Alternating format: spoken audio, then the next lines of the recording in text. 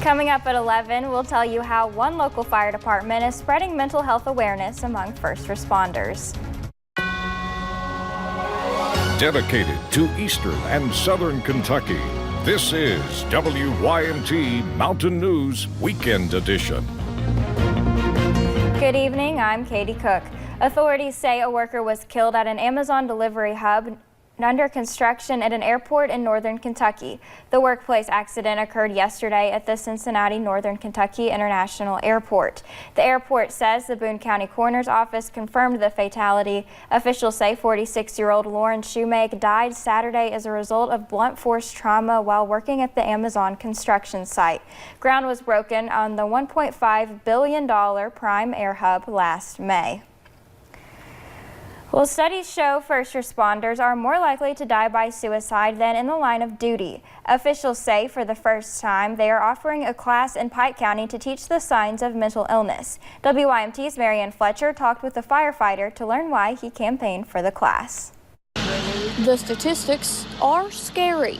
Suicides in firefighters is like way going out the roof. In 2019, 114 firefighters died by suicide, while 52 died in the line of duty. And that's not good. We want to turn that around. I mean, we don't want them dead anyway, but we want to turn it around. Randy Courtney is the chief of the Island Creek Fire Department. I hope that we can see signs coming before it gets to that point. After seeing these numbers, he wanted to protect his fellow first responders. I've been doing this now for about 40-some years, and I can think back on some times that was rough on me on some calls that we went on. An 8-hour class held in Pike County teaches firefighters the signs of mental illness. So this is some training that gives you some signs and symptoms, makes you aware of some things. Working to break the tough man stigma. The mental thing with firefighters was you were strong, you were bold, and you didn't need no help. Because sometimes even our heroes need help too. In Pike County, Marianne Fletcher, WYMT Mountain News. Members of fire departments from Pike and Floyd County took the class. Chief Randy Courtney says he hopes to have more classes like this in the future. One woman is dead and 2 others are in the hospital after a crash in Rockcastle County last night. We've learned 26-year-old Courtney Duff is the woman who was killed. Troopers believe she was driving the car that crashed after she sped away from a trooper attempting to pull her over. It seems like it's happening more and more and more. You know, people not obeying, law enforcement. Just pull over. We're not the bad guys. We're just maybe seeing what's going on. You might have something minor wrong in your vehicle. We can get it fixed. Officers do believe drugs and alcohol are involved. 2 other people were hurt during the crash and their condition is unknown.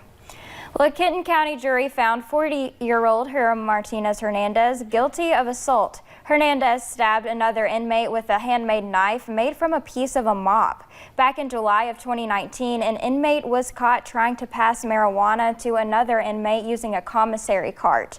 When the jail staff took the cart away from the inmate, it deprived that particular dorm of snacks. In retaliation, Hernandez stabbed a man in the back several times. Hernandez was sentenced to 7 years and 6 months for the assault.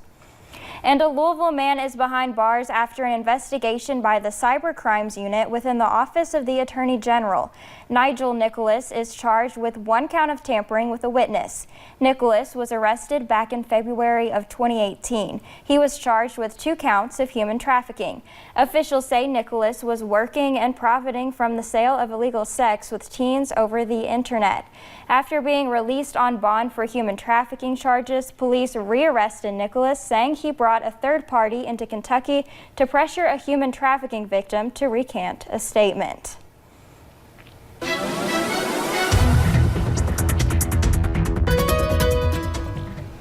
Well, we saw those absolutely gorgeous conditions today, and we're going to continue to see these nice conditions as we head into the overnight hours. If you take a look out into downtown Whitesburg, you can see these nice conditions. They're looking very quiet tonight, and roadways are just looking great. The only thing we're really keeping an eye on are a little bit of these breezy conditions. You can see there a little bit stronger winds, especially over into Wise. They're seeing 15-mile-per-hour sustained winds right now, so that is keeping them a little bit cooler. You can see they've already kind of gone into those upper 40s for temperatures right now. The rest of us kind of still sitting in those 50s for a lot of us, although some of us are now starting to sink into those 40s. And I do think that the majority of us will probably get into those mid 40s for overnight lows tonight. But we look to stay on the clear side, and we'll keep a little bit of that breeze with us. So overall, looking like a pretty good night as we get into the start of our new work week. But overall, great conditions. We're going to continue to see these nice warm temperatures as we head into tomorrow as well. But I'll tell you a little bit more just about that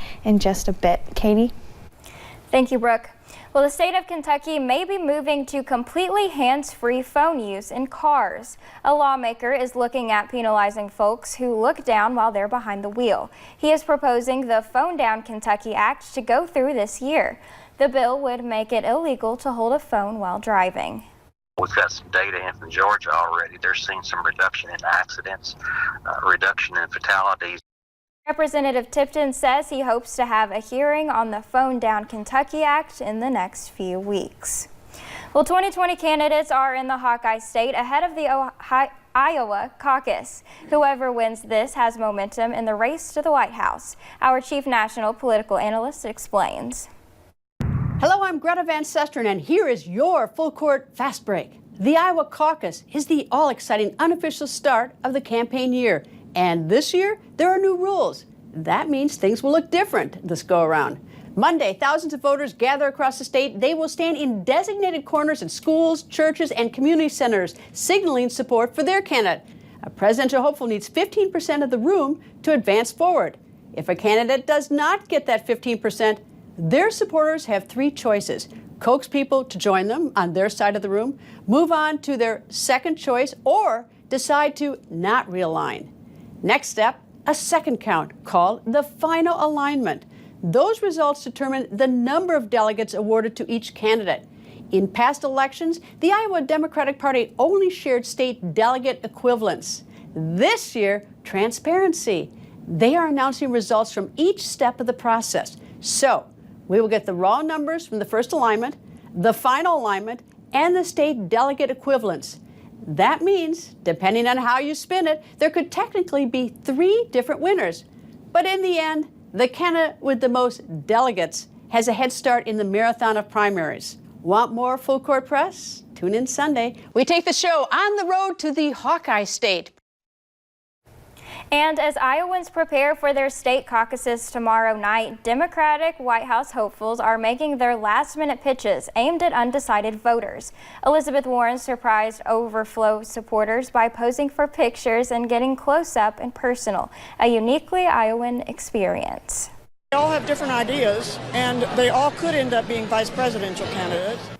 A new CBS tracker poll released today shows Bernie Sanders and Joe Biden neck and neck in the top spot, with Pete Buttigieg close behind and Warren coming in fourth. Starting tomorrow night, Democrats begin the process of selecting a party nominee.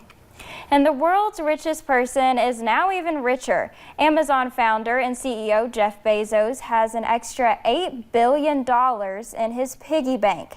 That's after a surge in company stock.